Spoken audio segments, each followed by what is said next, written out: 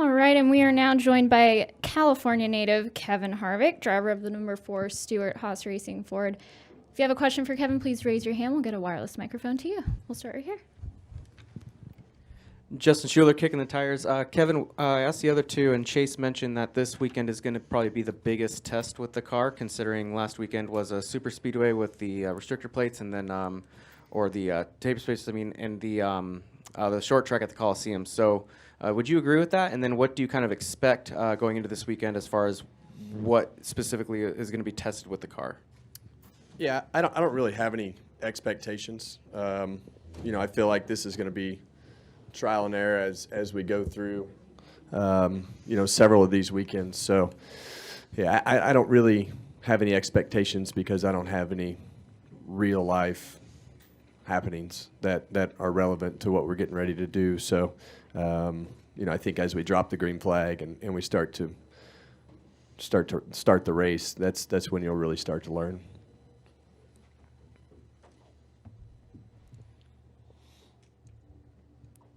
Additional questions? Well, Kevin, okay, go ahead. Kevin, I ask Eric as well, as veteran guys at Stewart Haas Racing. I know we're getting into the time where you'll learn more this week and next week in Phoenix, but how do you feel about where the team is at, rebounding from last year where you guys struggled a little bit? How do you feel just about the overall, Mike Bugaravage moving into a leadership role? How do you feel about it overall? Yeah, I think for our team, it was probably our best year that we've had last year, working through all the things that we did and, wound up in the same spot we did, winning 9 races the year before. So, I think, obviously Mike is going to be a big key in really the whole process and trying to speed that up, to implement things and get the information to the crew chiefs and do the things that we need to do there. And he's got a great relationship with all the guys on the shop floor from his crew chief role and doing the things that he did. So I feel like that's the biggest change. I think for our team, it's do exactly what we've done for the last 8 years. I can't speak for the others and what they think, but I can speak on what I think of Mike and his position is ultra important because the process that we're going to go through with these cars as we go to these racetracks is going to be pretty rapid as far as the evolution of the car and understanding everything that comes with the car, because right now it's just a guess. It's a very well-educated guess, but you have no idea until you put all the cars on the racetrack. And last week was a great example of that. The way that you raced in the duels was not the way that you raced in the Daytona 500. They were two totally different situations, and so everything at this particular point is somebody's speculative guess, in my opinion. Go to Kathy. Kathy Brown, pitting outside the box. Given last season and what you went through, it wasn't the season like the prior season before. With the next generation car going into this year, do you and Rodney look at it kind of like a reset? No, that's just what I just said. We're going to do the exact same things that we've done for 8 years. Last year's irrelevant. There's nothing to take from last year. There's nothing to take from last year. I mean, there's just it's all so much different. We could have a good week and a bad week, and last week's irrelevant too. So. It's no different.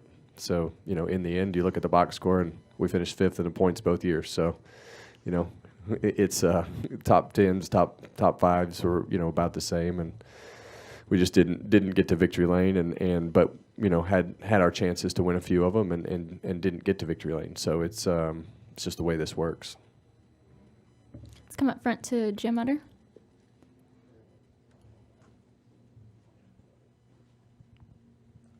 JimUtterMotorsport.com.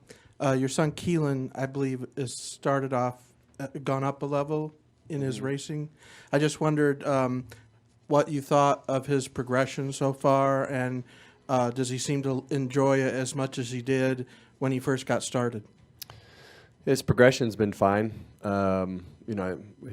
won his first national event in the upper class a couple weeks ago, so that was sooner than expected. You know, I think from that standpoint, you know, I think for him as he gets older and matures and does the things that, you know, as he sees and realizes the work that he puts in, you know, are rewarded with the results that he gets out of it. You know, I think that is starting to become a little bit different in the way that you can see him react with when you tell him to do something and it's not the defensive, I want to go play look. So, you know, it's you know, holding them accountable is important. I think, you know, a lot of drivers don't get held accountable, you know, throughout their whole career, and then you get here and you get eaten up by the accountability that comes with your job, and, you know, making those young kids realize, you know, even at his age, that accountability is not only for racing but for life in general. Of your actions and reactions and the things that you do have accountability that go with them. So, you know, I think the speed hasn't been a problem. You know, I think that you know, just teaching those types of things is as important as how fast he goes and how many races he wins. Let's go next to Claire up front, then to Bob. Claire Belang, Sirius XM NASCAR Radio. Kyle Busch said with his son that he's starting to pick up things that he's coaching and coaching and coaching him on. Then when he gets to the track, he kind of thinks of the same things. Does that happen to you or not so much? Yeah, you know, you know, we coach a lot of the same things. You know, I think it's, you know, that being repetitive with the things that you tell them and you know, really implementing those basics of how to drive are important.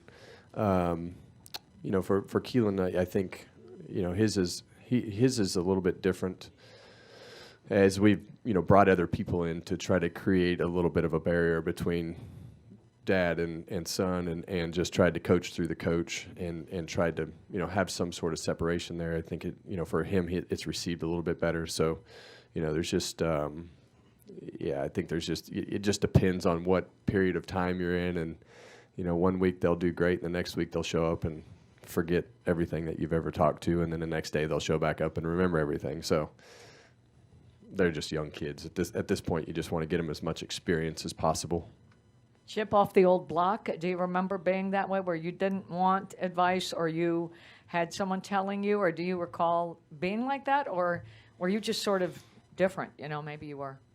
I'd say there's a lot of similarities, you know, just in the reactions and the, you know, his demeanor and the way that he goes about reacting to some of the things that you say and does, carries a lot of the same tendencies that I do as far as driving styles and things like that. So there are some similarities.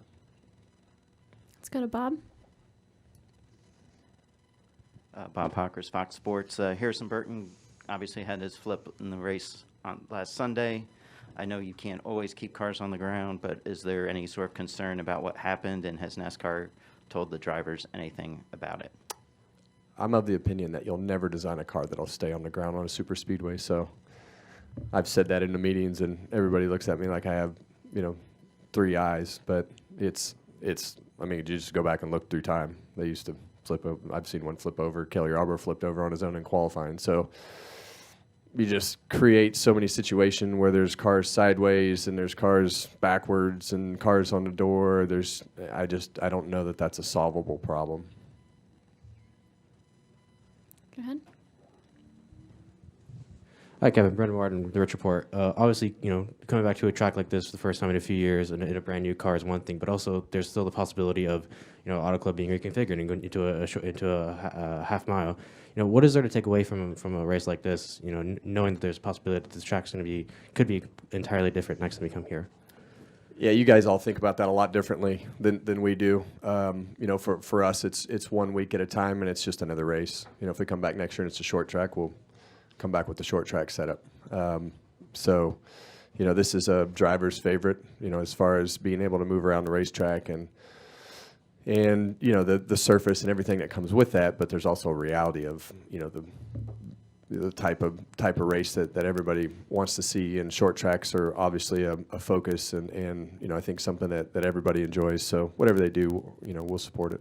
Is that something you feel like you would support? Is that something that you would want to see a change, or would you miss having this track like this?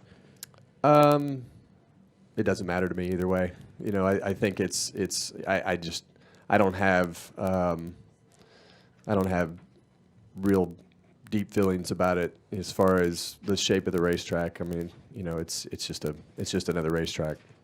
Thank you. Steve, did you have your hand up? Okay. Any last questions for Kevin?